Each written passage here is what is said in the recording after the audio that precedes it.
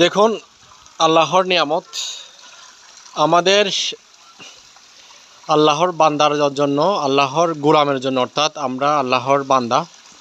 এই আল্লাহর বান্দার জন্য আল্লাহ তাআলা পৃথিবীর মধ্যে অনেক নিয়ামত দিয়েছেন। তার মধ্যে বিশেষ একটি নিয়ামত হচ্ছে এই পানি। আপনারা জানেন পানির অপর নাম হচ্ছে জীবন। কী সুন্দরভাবে পানিটি পড়তেছে দেখুন, অটোমেটিকভাবে। এটাকে আমাদের গ্রামের ভাষায় ঝর্ণা বলা হয়, অর্থাৎ অটোমেটিক, কোনো মোটর ছাড়া 24 ঘন্টা, সপ্তাহে 7 দিন একদম আপনার 24 ঘন্টা এটাতে এরকম পানি পড়বে। এখন আপনারা জানেন অনেকের এলাকায় পানি নেই।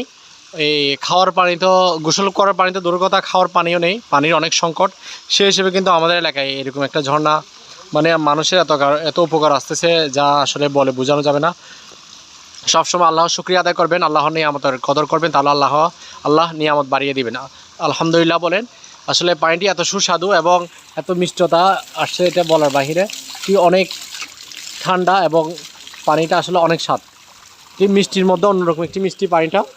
সব কিছু মিলে আল্লাহর এই নিয়ামত আমাদেরকে দেওয়ার জন্য সবসময় আল্লাহর শুকরিয়া আদায় করবো আমরা। আলহামদুলিল্লাহ।